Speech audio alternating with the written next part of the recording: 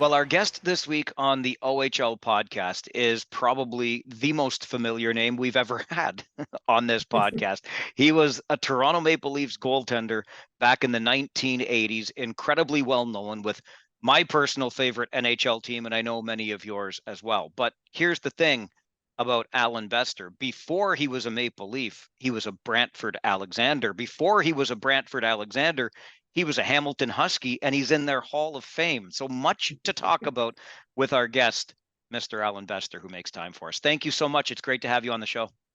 Great to be here. Thank you. Thank you for having me. Let's start with the Hamilton Huskies. Oh, wait, no, even before that, let's rip this Band-Aid off, because you and I have chatted multiple times getting this set up. And every time we do, I get a little chirp from your way. Oh, the weather's so hot here in Florida. On the day we're recording this, Allan, I had to dust my car off from about 2 or 3 centimeters of overnight snow. Go ahead. Let's hear it. How is it in Florida today? It was a little overcast today, but it was only 75, 76, Fahrenheit, probably 20, 24, 25 Celsius. Yeah, so you're telling me the NHL life leads to a pretty damn good life, period, eh? Yes, my 15-year career landed me in Florida, and I decided to become a full-time Floridian. So, is it off-putting at all? It was not planned. This is always my Zoom call, YouTube backdrop. But this guy up here is a fellow by the name of Mike Palmateer. I did a card show with him, I don't know how long ago, and he signed a picture to me as a thank you for helping out in his booth. But Palmateer, Bester on the same show here. Yes. Mike Palmateer is a great guy. I really enjoyed my short time with him. Would like to have it had been longer, but Toronto made a decision to get him cut him loose. So, but it would have been great to work with Palmy. Let's focus on some of the early days, Allan. I mentioned that Hamilton Huskies Hall of Fame. First of all, they never take away recognition like that. How does it feel to be in that Hall of Fame? Well, I was very honored to be selected. I flew up and had played in a golf tournament and did a banquet with other honorees that night and had a great time. And it's a great organization. I'm glad they're still doing well and producing great hockey players. Did that experience with the Huskies in any way prepare you for your experience with the Toronto Maple Leafs in terms of, I hear you were facing like 70 shots a game with the Huskies? Well, not so much with the Huskies. We had a pretty good team. My first year there, we won the basically all Ontario championship my first year with the Huskies. And then the second year, it was a lot of tournaments and things like that, and played well, I guess. I was totally unprepared for being drafted to Brantford. My coach called me to tell me that I had been drafted to the Brantford Alexanders, and I didn't even know. I had no idea. So it was kind of a surprise and start of a great career. What was it that got you between the pipes in the first place? Why a goalie? Well, being the youngest of 8 kids, first of all, they stuck me in net and shot pucks at me. So I had 4 older brothers that, you stick the little brother in net and shoot at him. So that's kind of where everything started.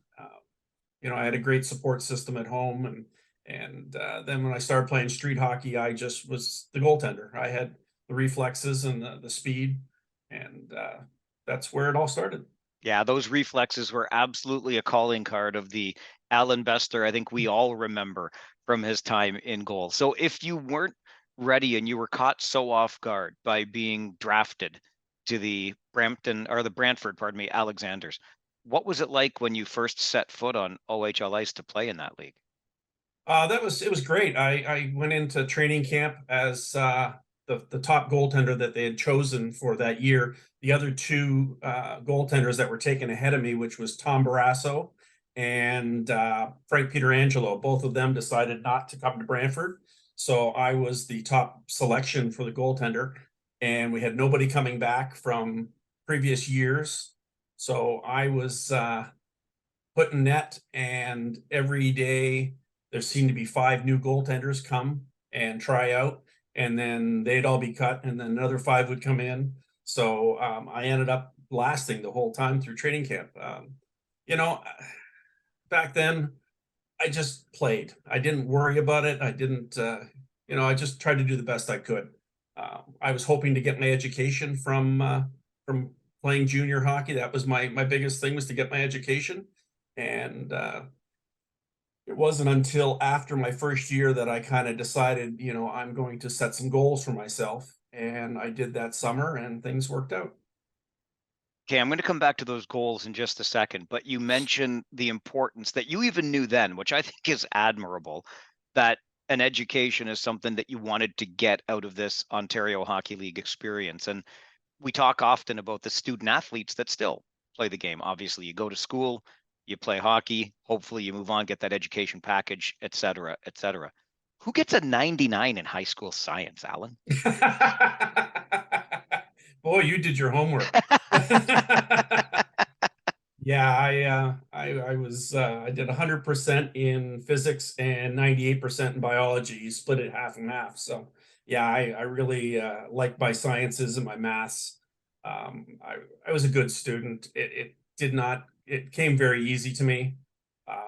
When during that science class, I would never study, but what I would do is go to the cafeteria and explain the class to people that were struggling, and kind of go over what he went over in the class to help them understand it from a kind of a layman's perspective, and try to get them to understand what he was talking about. And I felt very rewarded when a bunch of them that passed, that would not have passed, ended up passing science that year. So it was a good learning experience for me. Where were you when I needed you? I'm in radio strictly for the no math required policies here. Come on.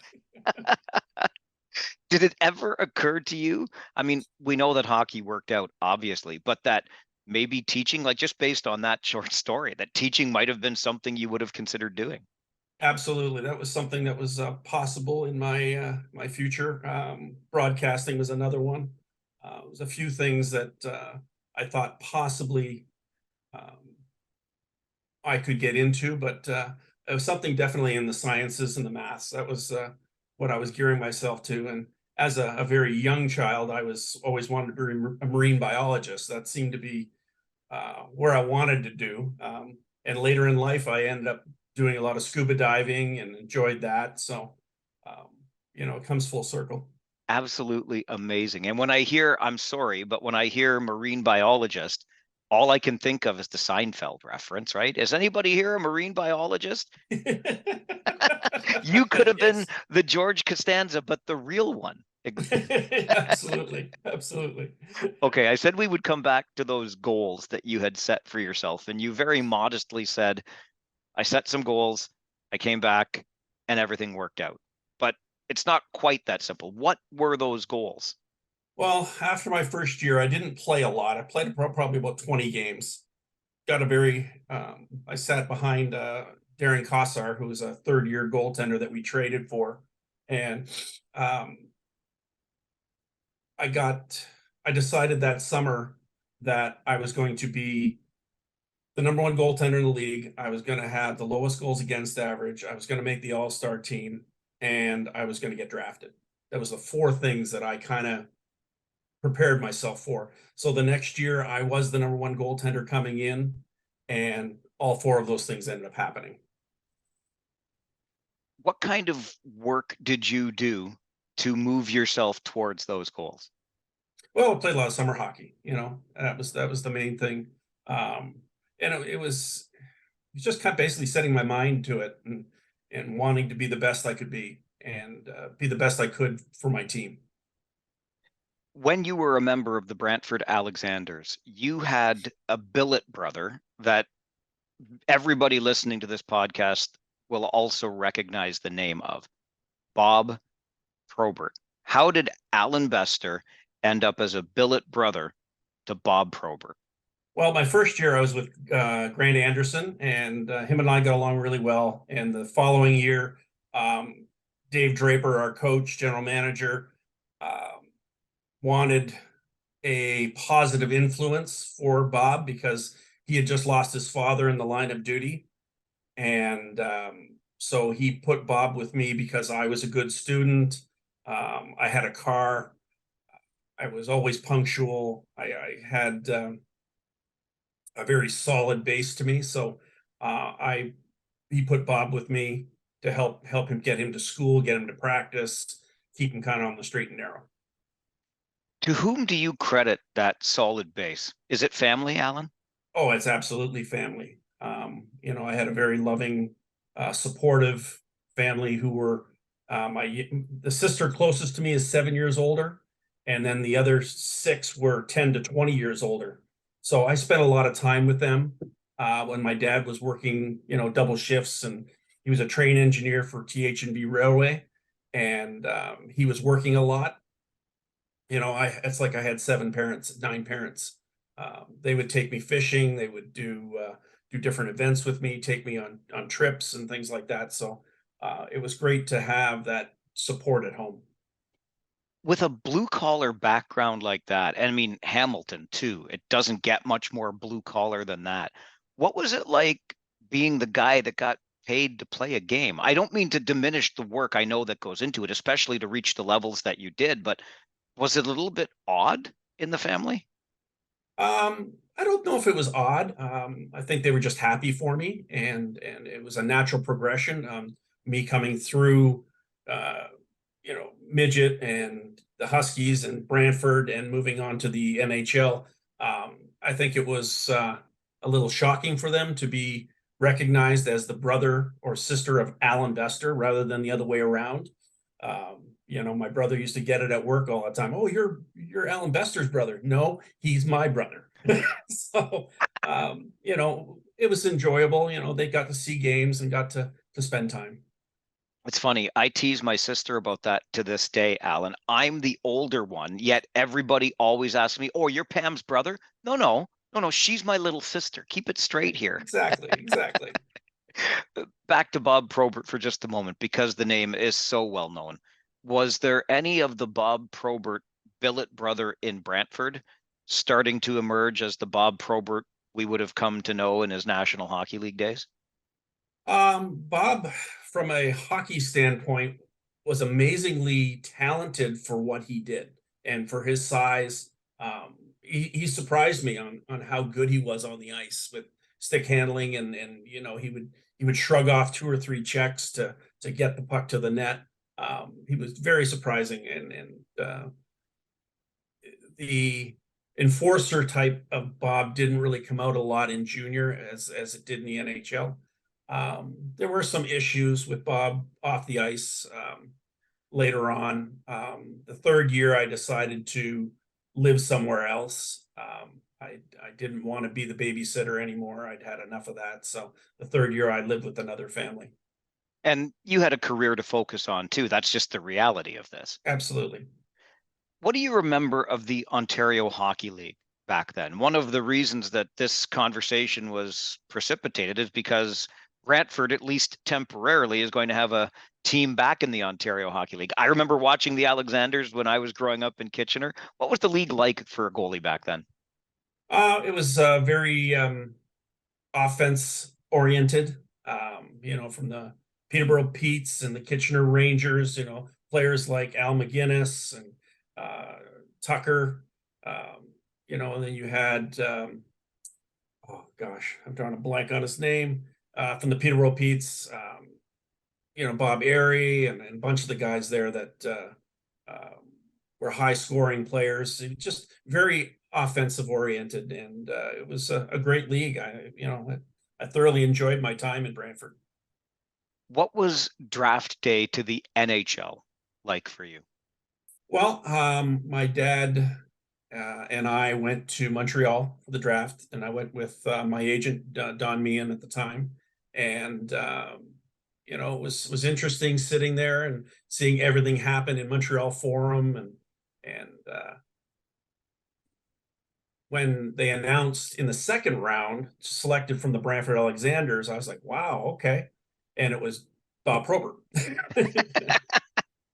And then it was Jeff Jackson. And then they came around to the third round, it was Allan Bester. So, you know, uh, it was great. As I'm walking to the Toronto table to visit with them, Pittsburgh Penguins, Eddie Johnston came over and said, "You were our next pick if Toronto didn't take you." So, it was surreal. I mean, it was an amazing event, amazing time, and the start of everything for me. Do you ever look back, not that things turned out poorly by any stretch, but do you ever look back and say, what if, or wonder, what if you had slipped one more and Pittsburgh would have taken you? Well, you know, people often said, what if you'd been on a better team? Well, I may never have gotten the shot. I may never have gotten the chance to play. Everything fell into place when I went to Toronto, with Palmatier being hurt, with the team not doing as well as they had liked to, and me and Kenny Reggett coming in and playing a few games, and then they called me up to play a few games. The fans taking an instant like to me, playing well when I came up. Then when they sent me back to junior, Harold Ballard said, "The fans want Bester back. We're not going anywhere. Bring him back." So that might never have happened if I went to a team that had solid goaltending, and I may have languished in the minors for a few years and went, you know what, I've had enough of this. I'm gonna call it quits. You never know. Who's to say I would have gotten a shot somewhere else? Yeah, you could have just decided to be a science teacher instead by that point. Exactly. Like my science teacher Benny Irachi from grade 10. Yes. Still remember, that's Oh fantastic. yeah. Mr. Thompson was my high school science teacher. He used to leave the classroom. He would dictate all of his lessons, which was a little bit weird for high school. He would leave the classroom mid-sentence and come back in and pick up right where he left off. I don't know where he went, Alan, but and sometimes he'd come back in walking on his hands. Go figure. Maybe that's why I didn't do so well in science. My science teacher didn't know anything. Anyway, that's a complete tangent. When you ended up playing, because Harold Ballard listened to the fans who wanted Allan Bester, you were just 19 years old, which had to be intimidating as all get out. I want to get to that in a moment, but if we can take half a step back to that draft at the Montreal Forum, for you, that must have been, certainly at that time, the cherry on top of the sundae, because you grew up a Habs fan and with Ken Dryden as your hero. I don't think it could have come together any better for you at that moment. Absolutely. It was nice to be in the Shrine in the old Montreal Forum and experiencing that from a in-house perspective rather than watching it on TV. I always thought, I want to be drafted by Montreal, but I was quite glad I went to Toronto instead. It was great. How did it work out growing up? If I'm not mistaken, your dad was a Leafs fan, yes? Yeah, and you have done your homework. Yes, you have. My dad was a Leafs fan. I was a Montreal Canadian fan. We fought like cat and dog every Saturday night. Yeah, and one of his best friends, Bill Payton, was also a Montreal Canadian fan. And when I was younger, we would have a bet every Montreal game. And if Montreal won, I got 10 cents.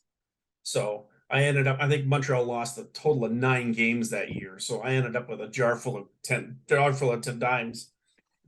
Yeah, I had friends in high school while you were playing for the Leafs who were Habs fans. We had similar things going on. And well, next thing you know, I'm kind of broke too by the end of it, because I was the Leafs fan there. Nothing against you. You didn't have, it wasn't your fault, Alan, as I'm sure you know. Do you remember your first start against the Habs? Yes. In Montreal Forum, we ended up winning the game. Guy Lafleur came down my left side and shot low right, stick side. I butterflied, made the save, pulled it in, covered it up. He skated by, gave me a little pat in the pads, and went on his way. So, one of my fresh memories of playing in Montreal Forum. That must be one of those moments where you realize you have absolutely made it, when the flower is going to give you the little tap on the pad saying, "Nice job, kid. Nice save on that one." Yeah. Didn't feel like I'd made it at that time. I was still, fighting for the job to try and stay there and prove I was worthy of being in the NHL. That there was a lot of that for the first few years that I played, where, you went in every night going, tonight I have to play well if I want to stick around. How difficult did that make it with your goaltending partner, Ken Reagan? Um, we wanted to be friends. We wanted to be partners. But when you're both 19 years old and fighting for the same job, and you are pitted against each other from an organizational standpoint, it was tough.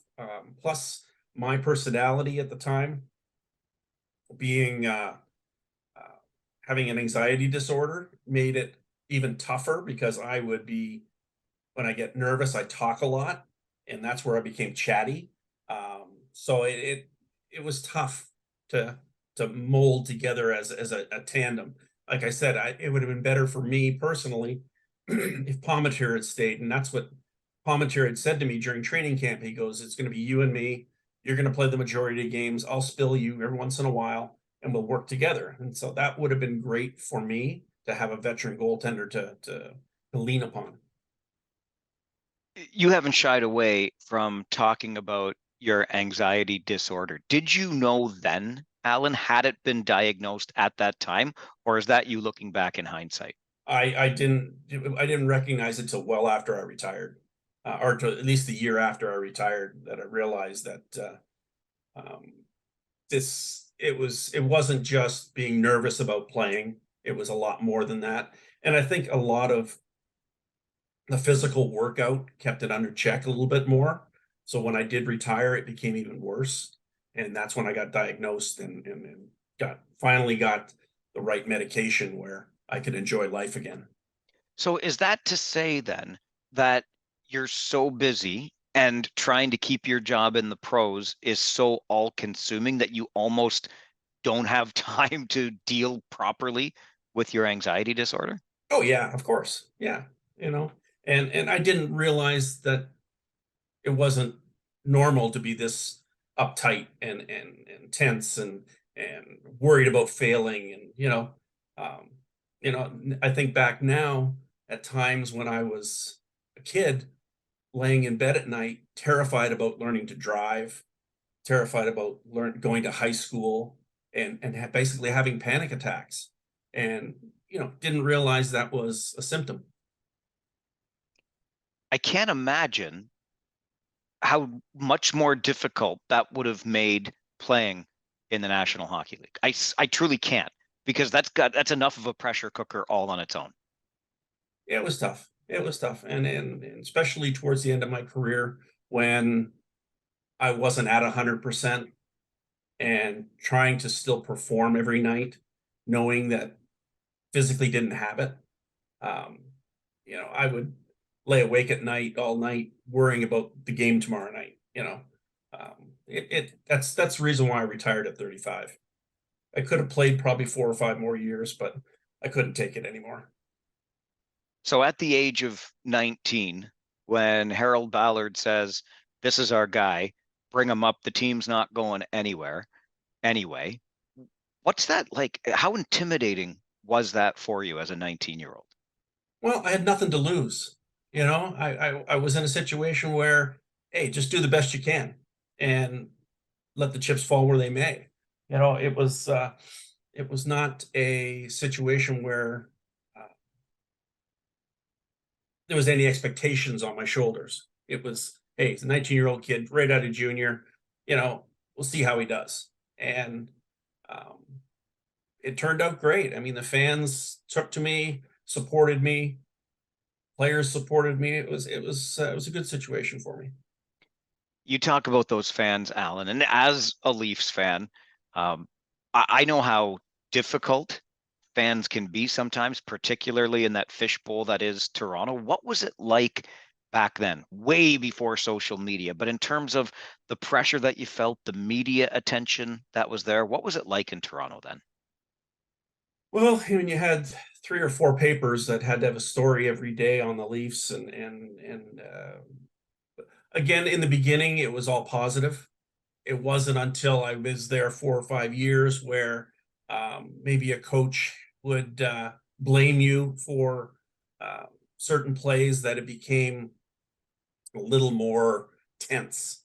But early in my career, everything was positive. I was just doing the best I could. Um, we didn't have the horses at the time, or we didn't have the right chemistry at the time.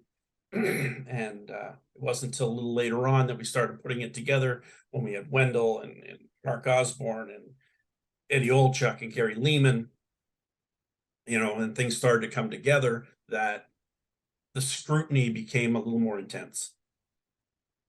You mentioned a guy like Wendell Clark, who to this day will be regarded as one of the, if not the absolute best to ever put on a Toronto Maple Leafs jersey. What was it like watching him as a teammate?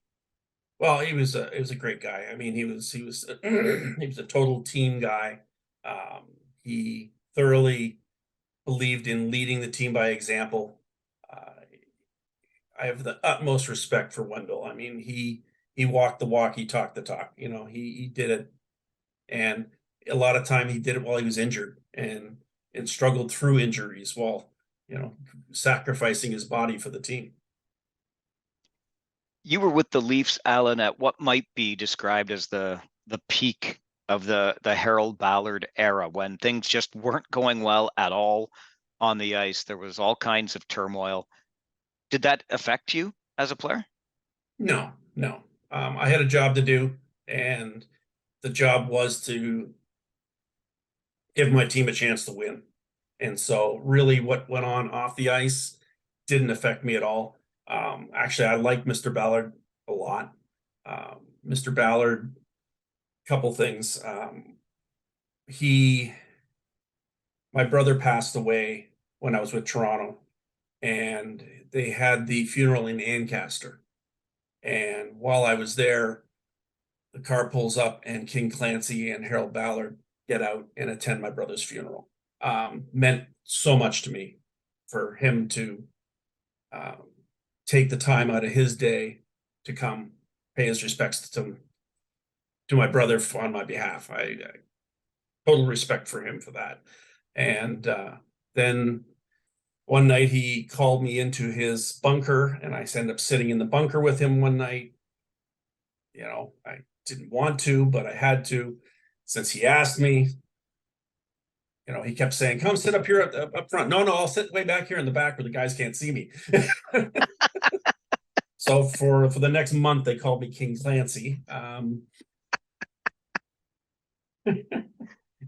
then another night, I'm walking into the arena in Minnesota, and Mr. Ballard, who had diabetes and severely had burnt his feet badly with hot water bottles, was being treated in the training room. And I walked by, and he goes, "Hey, Bester." I said, "Yes, sir." He said, "I can get you a ride at Greenwood tomorrow night." I said, "Mr. Ballard, you better be nice to me." He goes, "What?" I said, "You better be nice to me. I'll ruin your reputation and tell everyone you're a nice guy." So I had a good time with Mr. Ballard. He was a good guy. Minnesota, if I'm not mistaken, that was the site of your first NHL start, yes? Correct. What was that moment like for you against the North Stars? Well, they didn't tell me until right before the game that I was starting. So he didn't want me to panic the night before. So he didn't, I think he told me after morning practice that I was actually playing that night. So, that was many years ago now. So it's hard to recall a lot of things except actually playing. And I think we lost 4-3 or 3-2. I got second star of the game, which was pretty cool. I played pretty well. We didn't win, which that's something I would have liked to have happened. But it was the start of something good for me. It certainly was, because didn't you end up making like 25 straight starts to end that season? Yes, I did. Yeah, played 32 out of a possible 36 games that I was there for, and played 25 in a row to finish the season. Do you enjoy that kind of workload? Like, is it somewhat reassuring to know, okay, next night it's just going to be you again?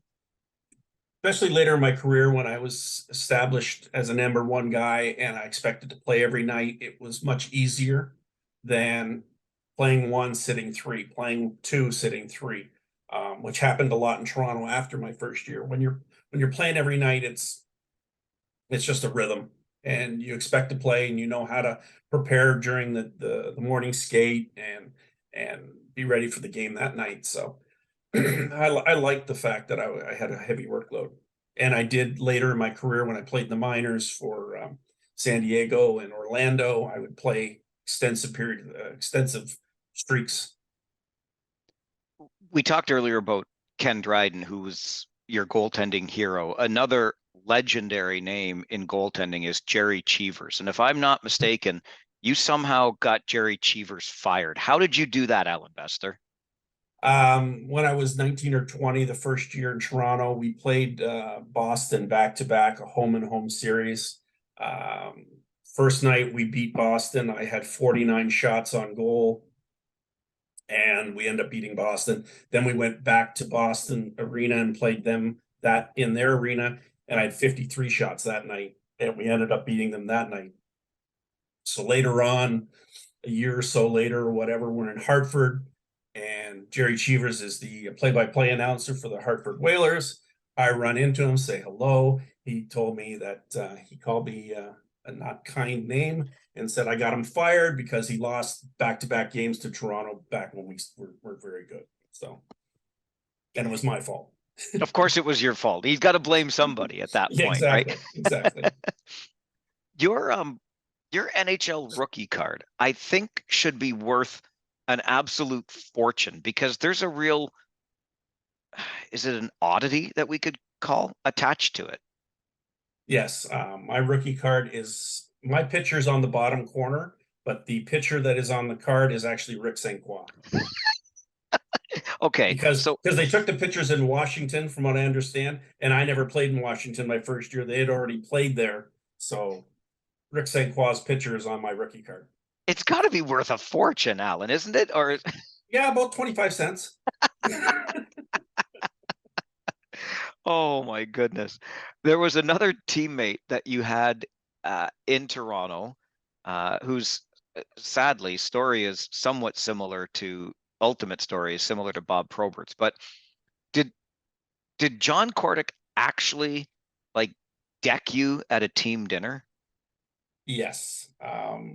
We were sitting around having dinner and kind of telling jokes and whatever, and I made a comment, kind of a funny comment about John, which he took personally because it had more meaning than I knew about, and he just swatted me and knocked me off my chair. Yeah, yeah. So the next day I walked into the dressing room, and there was a chalk outline of me on the floor in front of my stall. So does that mean at least there could be some laugh about it afterwards kind of thing, or? Oh yeah, yeah. It Yeah. was, John and I talked about it, and he thought I was making fun of him based on a personal situation that he was going through, which I had no idea. I guess he had a fiance that they had broken up, and my comment was not in reference to that, but in reference to something else, and he took it personally. That's what ended up happening. So, Back then, misunderstanding. were you able to keep the media out of that, or did they get a hold of the story? Oh, Create, of course was they got a hold oh of it. I mean, the within damn five media? minutes. Yeah, yeah, exactly. They got a hold of it, and they played it up, and yeah, it was no big deal. What was it like when the news came that you had been traded? Well, I got the call when I was in Newmarket, ready to play the Adirondack Red Wings that night, and I was told that I had a phone call from the general manager, Floyd. I think it was Floyd Smith at the time. So I got on the phone, and they said, "Allan, we traded you to Detroit. They'll expect you to pack up and be there tomorrow or whatever, and there'll be a plane ticket here and all that information." I said, "Okay, great." I said, "I guess I'll have to have that Leaf tattoo burned off my butt now." Um, but yeah, and I told the coach of the Newmarket Saints at the time, and he said, "You're not playing against us tonight, are you?" I said, "No, no, I'm going to Detroit. Sorry." What did Steve Yzerman have to do with that trade? Really, I don't think Steve had anything to do with it. It was the owner was didn't want me to be traded to or get picked up by Minnesota North Stars, the Chicago Blackhawks, a rival in the Norris division. I had a reputation as a wing killer. I played really well against Detroit, either in Toronto or in Detroit, and I think the majority of my wins of the few that I did have were against Detroit. So their owner, Mike Ilitch, said, we don't want him going anywhere else in the Norris division. Trade for him and bring him into Detroit. Way to put on the performances that worked out for you in the end, because with Adirondack, that's where you were able to win a Calder Cup. Yes. So I finished the year in Detroit. That's when my other brother passed away. And then after that, the following year, I was there till about Christmas time in Detroit, and then got sent down to Adirondack for conditioning because I wasn't playing a lot. Well, come to find out, I was there for the rest of the year, which was really great for my career because I got working with Barry Melrose as my coach. Barry was very much a positive influence. He knew how to motivate individuals rather than the whole team. He knew how to motivate each individual based on what they needed. And it was great to have Barry as a coach. And we ended up going through the playoffs and winning the Calder Cup and beating the Leafs farm system in the final. And an interesting fact, which you probably know, is that it went 7 games. No one won a home game. All the wins were road games for that 7-game series. I confess I did not know that one, but thank you. Now I'm going to remember it. I'm going to use it and say, did you know in the 92 Calder Cup, it must have been so satisfying for you to beat the Leafs organization in that final. I remember looking up after the game and kind of waving to the brass up there saying, hi guys. Yeah. I was the guy you got rid of. Yeah. Yeah. And this is the MVP trophy that I'm holding, so it was very satisfying. But it was, for people that don't play a sport, it's hard to describe what a culmination of all the work, blood, sweat, and tears a group puts in together to accomplish something of this magnitude. I mean, there's nothing else in life that compares to it when you have a team pull together and end up accomplishing a championship. It's an amazing feeling. The MVP award, the Calder Cup ring, are they around anywhere? Do they have a nice prominent place on a mantle? Very nice, showing it on the YouTube screen. Very prominent. I have my finger every day when I go to work. That's beautiful. That's beautiful. The MVP trophy is tarnished black and sitting in a closet somewhere, but yeah, it doesn't. I don't display a lot in my house. I've got a very large picture from the NHL Players Association recognizing my career, and that is hanging in the house, and that's probably about it. And then my 3 masks are sitting prominently in the family room, in the living room, which is kind of the man cave for me. You mentioned Barry Melrose and what he meant to you as a player when he was your coach. What made Barry such a special coach, such a coach you could connect with?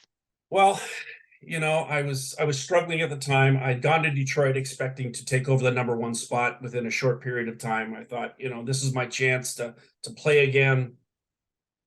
Toronto just kind of discarded me.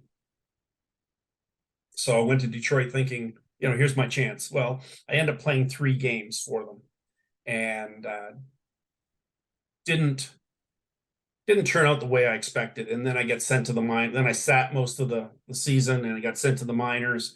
And I was pretty down on myself. It was a low point in my career. And Barry was beyond thrilled to have me on his team. we would lose a game 3-2, 4-2, 4-3. I'd go into his office after the game and say, Barry, that third goal, I should have had it. And I'm sorry. I cost us the game. He would tell me, he goes, don't you ever apologize to me. You're out there working your butt off every night, doing the best you can. Don't you ever apologize to me for allowing a goal. And I was like, whoa, where has this been my whole career? I've been in Toronto where they're pointing fingers every night. And now this coach is excusing me for a goal that I think I should have stopped or had something played it better. He had so much confidence into me and expressed it on a daily basis, treated me like an adult. I'd never experienced that much confidence from a coach before. And I responded, and I would go through the wall for him. When you mention that the coach is not allowing you to shoulder blame for, a shot that you think you might have misplayed, it reminds me of a guy that I worked with in my hockey broadcasting career, who was a true mentor to me and had been around. He's forgot way more about the game than I'll ever have known, but he refused to use the phrase after a play or after a goal, the goalie wants that one back, or probably wants that one back, because he says they want all of them back. As a goaltender, that's kind of the thing, isn't it, Allan? Mm-hmm. Yeah, you always think you could have done something differently, and you had a chance on everything. I can't help but think when we're talking about that Calder Cup in '92, Barry Melrose as your coach. As a Leafs fan now, because the year later was one of the greatest in Leafs history and really energized the fan base again when Barry was coaching the Los Angeles Kings. And listen, nobody's going to forget that first round, Clark, McSorley, but at the same time, it was almost Burns and Melrose behind the bench. Now, where would your allegiance have been, Allan? I was cheering for the Leafs. Yeah, absolutely. Absolutely. So even though Barry was such a great coach, if Burnsy had gotten a lick or two in on him, you wouldn't have been, Exactly. When we talk about coaches, obviously you had a ton while you were in Toronto. And one of them, of course, is another guy whose name always elicits a story, or people try to get another story about him. What was John Brophy like? John was a different cat. He definitely loved the game. He was intense. He had a minor league mentality. He would do things. So I had him in the minors too, when I was in St. Catharines, and a lot of the antics that happened there were really noteworthy. We played one night and lost. The next day at practice, he put a chair at center ice. He had me sit in the chair at center ice, and the players all had to skate. And he said, guys, you watched him work last night, so he's going to sit here and watch you work tonight. So they had an entire practice with me sitting in a chair at center ice. Stuff like that. One night after a game that we lost, we got in the dressing room. Our families are all waiting for us. He said, take your game jerseys off, put your practice jerseys on. We're going back on the ice. So we had another hour and a half practice after the game at 11:30 at night. Stuff like that, stuff that you can't get away with in the NHL. But he used to do in the minors. John was intense. I respected John. He just wanted to win in the worst way and would do anything or whatever he could to win.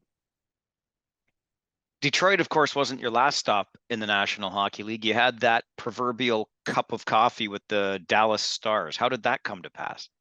My agent was talking with the general manager at the time of Dallas, and they had Moog and Wackluck both injured at the time. And so Manny Fernandez was their goaltender from the minors, from the Kalamazoo, and he wasn't playing well enough, and they needed wins. They needed wins to move on. And they had a new coach in Hitchcock, and I was leading the league in Orlando with wins and pretty low on the goals against average too. But we had a great team and we were playing really well. And I had the number one wins in the league. So my agent talked to the general manager and they said, Allan's a winner. He's proven it throughout his career. He said, why don't you sign him to come in and help your team get some wins? So I got the call and flew to Vancouver, met the team there, and then proceeded to win the first 3 games I played. And I think I tied the 4th. I'm not quite sure now anymore.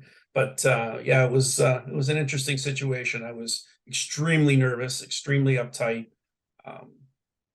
Trying to getting back in the NHL, playing again. But the nice thing was I'd had a lot of success that year, and I was pretty confident in my abilities.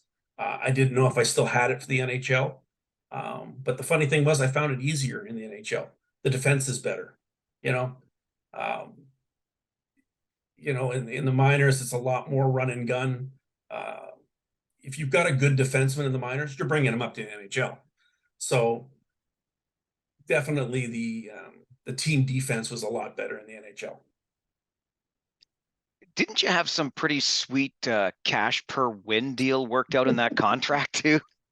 Yeah, I think I had $2,500 per point. So I won the first 3 or 4 games, and so that kind of added up quite quickly, about $5,000 a win. So yeah, it was a nice bonus on top of my prorated salary at the time. Absolutely, and not bad compared to probably Orlando Solar Bears money at the time. Exactly. How close was there a possibility of Anaheim at one point, or am I getting that mixed up? No, I was after I finished with Detroit. I played 2 years for Detroit. And after the 2nd year, my contract was over. I was a free agent. I signed as a free agent with the Anaheim Mighty Ducks in their inaugural season. Funny story. Interesting story. Anaheim Mighty Ducks, I go to training camp.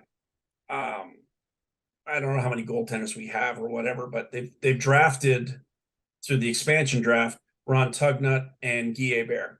That's their 2 goaltenders that they're going to go with. Well, I come into camp, have a great camp, played really, really well. So camp's over. They're getting prepared for the first game. I'm the number 3 guy still sitting in Anaheim. They call me in the office. The general manager, the assistant coaches, the coach, they said, Allan, you by far were the best goaltender in camp. By far. You surprised us. We didn't know you were that good. But we're going to send you to the minors because we drafted the other 2 guys. You are a groin pull from being back up here. So go down, play well, stay sharp. We expect you to be back up. And they said, we realize now we've got solid goaltending. If we're going to make a move and fill in some other areas of our team, we're going to probably trade a goaltender. So be prepared. Well, I went down to San Diego. I was the all-star goalie for the next 2 years in San Diego. Never got a sniff to go to Anaheim. Never got called up once. My playing partner, Mikhail Stalenkov, got called up every week to back up there. So I never got a sniff. So at the end of the 2 years, Anaheim offered me a new 2 or 3 year deal. And I told them, no, thank you. I'm going to sign with the Orlando Solar Bears of the International Hockey League. I'm done. So funny situation where, you're supposedly a groin pull from being back up and you never get a single game or call up. So that was the situation. No question. Professionally, incredibly disappointing. I can't help but think, though, there are a lot worse places to be, period, play hockey than San Diego. Come on. Yeah. As I tell you, every day you walk outside, you can either wear shorts or long pants. It didn't matter. You're looking at 70 degrees, no humidity. It was gorgeous.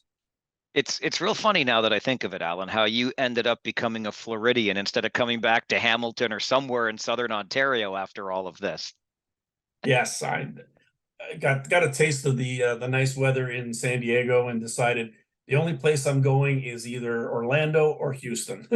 Smart man. See, that academic career still paying dividends for you by the sounds of things. I, you mentioned back when we were talking about the Brantford Alexanders, remembering Al McInnes, who of course played for the Kitchener Rangers, my hometown team. And as I was growing up, Al McInnes had the most feared shot anywhere. Was there a guy who shot, maybe besides McInnes, if he's the first one that comes to mind, but whose shot you feared when you played goal? Well, guy I feared the most was on my team, Al Iafrate. Let me guess, because you never knew where the shot was going to go. Well, he could fire it pretty hard, and to his credit, Al kept it low. He didn't headhunt. But another one that used to scare the dickens out of me was Russ Courtnall. He would take slap shots from the slot high at my head and stuff like that. So it was a battle. We sometimes forget that. You got no respect sometimes, Hey, no respect. You know what I mean? No respect. As a goaltender, though, it's true. It's every day, and then in practice, you have to face your own shooters. Yeah, and yeah. Funny story. Al Trying to survive practice was tough. Yeah. Iafrate's son played for us in Kitchener for a little while, Max. Wow. Yeah. Wow. Interesting character too. Al only came by the one time, but yeah, Max was quite the character as a player in this league. Wow. Yeah. When it comes to nicknames, every hockey player has one. Beast makes sense given your last name. How on earth did you get the name Ernie, and why didn't you like it?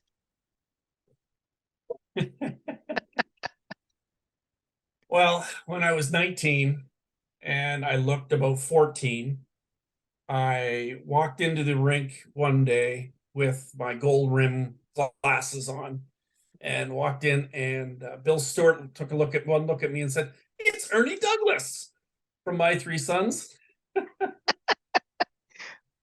So Ernie stuck for about 6 months or so. It didn't last very long. But then when Wendell and Russ and Todd Gill and Mark Osborne came along, they revamped it and called me Ernie for quite some time. So yeah, I feigned that I was upset about it. It didn't bother me that much.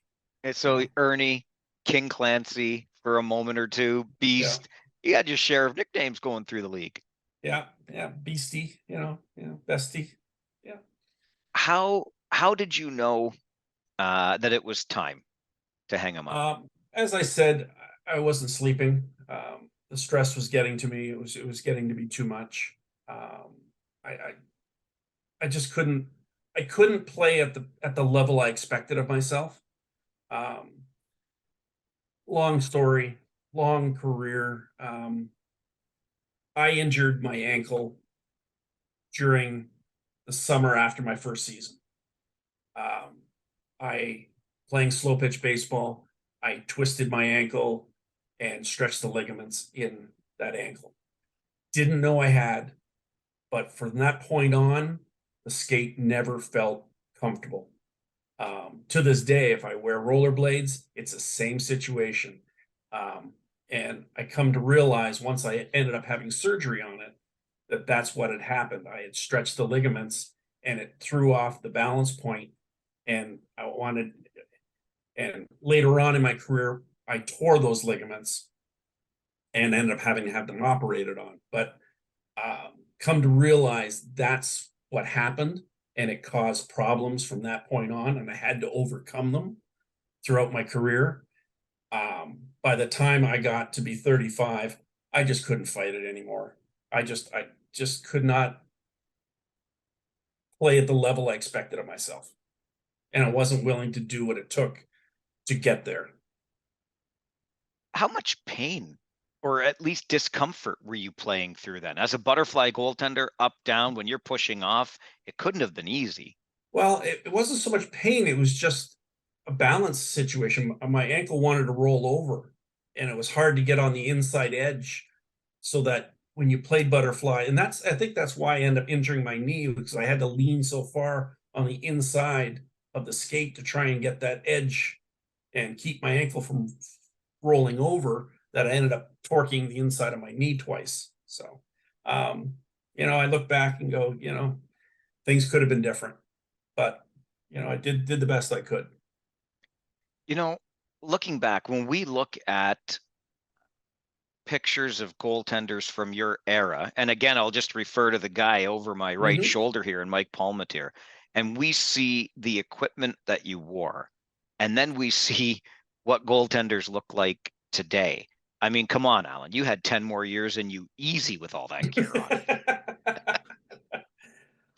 I stayed pretty streamlined throughout my career, and I wore the deer hair and leather pads, and it's what I grew up with, and it's what I played with. I tried when I got to Dallas. I tried Andy Moog's lightweight Vaughn pads, and they were great, but it just wasn't the same. Different feel. I'd have to play quite some. One practice wasn't enough to say, hey, I really like these, but so much lighter, and it can move a lot quicker, and it was interesting. But yeah, guys today, I mean, not only the equipment, that they're all 6'4" to 6'6". You know, I would never have gotten a sniff nowadays at 5'7". There's no way I would even been looked at as a possible NHL goaltender. You just reminded me of something else. Earlier today, I told a colleague that I was going to be sitting down with you tonight for this chat, and he said Allan Bester, he and Darren Pang, the two smallest goalies I knew. And you know what? It just speaks to the completely bygone era, doesn't it? Yeah. Darren and I were friends in junior, and he played for the Ottawa 67s. And when Brantford used to play the Ottawa 67s, I would stand at center ice and tell Darren, hey, come over here, stand beside me. He goes, what? I said, come over here and stand beside me. I said, you make me look tall. The scouts are here. Now that's a friend. That's a friend right there. Because he was 5'5" and I was 5'7". I could eat peanuts off his head. When you were talking about the ankle injury, I couldn't help but think, I hope it hasn't, or it doesn't appear to have anyway, affected the golf game a whole lot. You're still getting in regular rounds these days, aren't you? Yeah, I played twice this past weekend. I play every Saturday and Sunday. I'm first out, and I play in about, well, if I play by myself, I'm done in about an hour and a half, maybe an hour and 20. Normally these days I'm playing with 2 or 3 people, and 4 of us played in 3 hours yesterday morning. So we go out first and play and get it done and get home, and then we get the rest of the day to ourselves. So, but if I had to play at 10 or 11 o'clock and 5 or 6 hour round, I wouldn't play. I enjoy getting out, playing, getting it done, and getting home. How did you end up? I mean, geographically, it makes sense, and we've talked about you now being a Floridian. How did you end up doing the work that you do today? Well, that was interesting too. I announced my retirement, and I called a sales manager with the Holiday Inn to let him know that I was announcing my retirement. I knew him because they were a sponsor of the team, and they had looked after my sister when she came into town with a suite, a poolside suite, and they'd taken care of her pretty good. So I called him to let him know I was retiring. Well, he wasn't there. His replacement was there, and her and I talked for a minute, and she said, well, what are you doing now? I said, well, I've got a resume out to Disney and Universal. I don't have a college education. I never ended up going back to school. So I'm hoping I can get into sales and move on from there. She said, well, why don't you put your resume in here?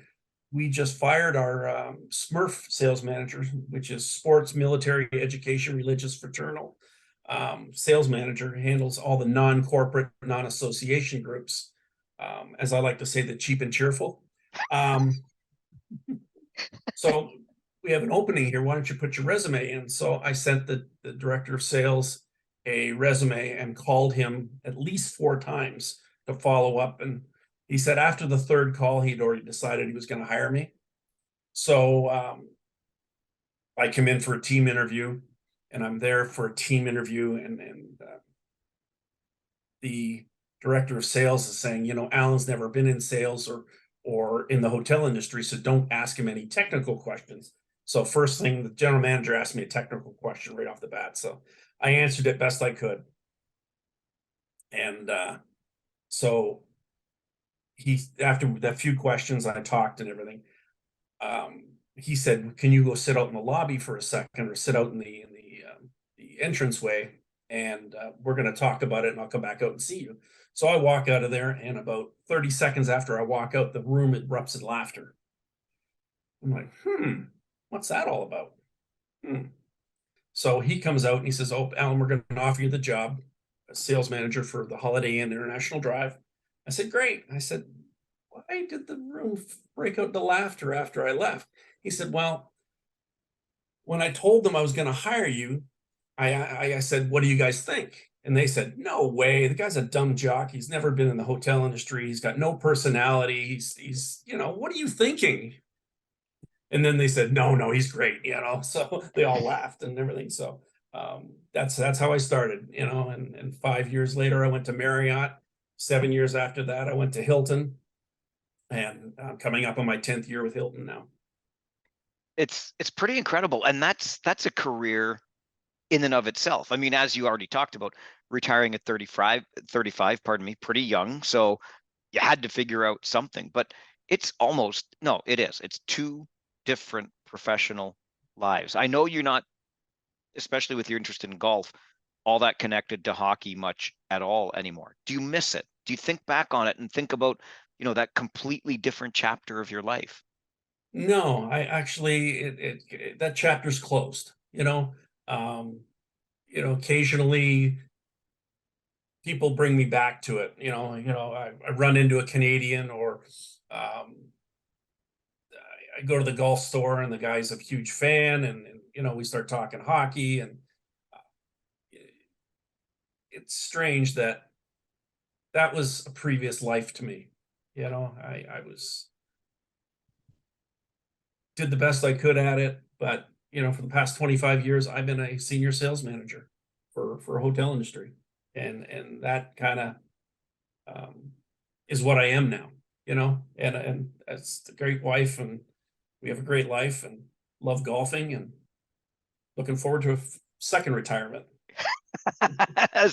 Not everybody gets those. Actually, I tease my father, who was also in education. We touched on that earlier. Maybe you could have been a teacher, but I joke that he retired 3 times, because the first 2 times he retired, they called him back and they found something else to do, and he just had to say yes. And so there were a couple of different little stutter steps to his retirement, for sure. But if you were to give a piece of advice, and I'm going to ask you for it, I don't know if you ever get asked, certainly from the hockey side, but this being, a podcast that's geared towards the Ontario Hockey League, junior hockey in Canada, what advice would you give to a 16, 17-year-old hockey player today, based on anything that you learned through your first career? Give it your all. I mean, invest your energy into performing every night. Don't take a night off. You never know when the opportunity is going to arise. You never know who's watching. As I said, I fell into this career. I just happened to, the dominoes fell, the things lined up. I ended up having a great career, which wasn't planned out. It wasn't scripted. Someone saw me at this tournament and said, "Hey, he's pretty good. Let's keep an eye on him." And then by playing every night at doing your best of your ability, don't take a night off, because you just never know who's watching. You never know when that opportunity is going to rise. And when you get that opportunity, take full advantage of it. Things worked out pretty okay for you, huh? I'm pretty happy with it. Yeah. I wish I'd played better when I was in Toronto, and after my first year, I wish I'd really regret about the ankle injury, which, que sera, sera, whatever happened. But, I always wonder what would have happened if that hadn't happened, because I struggled from that point on, and had a lot of skate issues and never knew what it was. I was always trying to tie my skates a different way to get the feel back, because it always felt wrong. The left one felt great. The right one always felt wrong. It was always something. So I would try different ways of lacing it up, and then I would get skate bite, and then I had bone spurs, and it's too bad. And having the anxiety didn't help matters. It made it even worse. So it was tough sledding for a few years there in Toronto. How did you ultimately figure out that ankle issue? Um, when I had 2 surgeries on it, and they had told me I had stretched it, and the second surgery was to repair it and create a new bridge so that the tendons didn't pop over my ankle bone. Um, I realized at that point, going back to when I started having the issues, was right after that summer I played slow pitch baseball. So And I remember the incident vividly when I did it. To this day, I know exactly how it happened and what happened. I was surprised I didn't break my ankle at the time. But I've had 2 pretty major injuries, and both came from slow pitch baseball. that'll teach you. Yeah, exactly. What was it that happened? Um, you're not allowed to slide, and I was trying to stretch it to second base. So I ran full out to second base, stepped on the base, and tried to stop. My ankle twisted, and all my weight went over, and then I popped over it. So yeah, I'd stretched the ligaments in that ankle by twisting the ankle pretty severely. And then the other one was I dislocated my shoulder playing slow pitch baseball when Dale DeGray bailed into me. Come on, Digger. Yep, Digger DeGray. Yep. Yep. I'll be darned. Still the general manager, and a damn fine one, and Owen Yes, he Sound. is. Yes, Yes, he he is. is. That's a name I did not expect to hear. And of all places, on the diamond. Yep. Yep. Wild, just wild. So did you re-injure the ankle? Is that what led to the surgery? No. I ended up getting a bone spur on the ankle bone itself. So they went in and shaved the ankle bone, and I think that caused a weakness in the what's called a retinaculum. It's the piece of skin that runs across your ankle bone to keep the tendons from popping over your ankle bone. Um, and then just playing in my final year, no, in the second year in Orlando, I felt it tear. And what happened is the retinaculum tore, and the tendons started popping over my ankle bone. They did MRI and found that there was an issue. Plus, there was a 4-inch split in one of the tendons because it was rubbing on the ankle bone so much. So, yeah, they took a piece of my Achilles and threaded it through the ankle bone and sewed it to itself to create a bridge so that the tendons didn't pop back over my ankle bone all the time. So, yeah, it was about 4 months of being in a cast. Alan, I think a lot of us would be quite content going through life not knowing what a retinaculum is. It's funny when you go through these things, the language and the verbiage that you pick up. Well, I also had shoulder surgery where they they took off the distal end of my clavicle and did a rotator cuff work on it. So, yeah, that I got to know both those surgeries pretty well. Acromial decompression. They did an acromial decompression. That's what they did. Of course they did. I'll Yeah. Google that later, but I'm going to take your word for it, Dr. Bester. Listen, I've taken enough of your time. This has been a whole lot of fun, and thank you for being so gracious with your time. I appreciate you joining me on the show. Absolutely. Absolutely.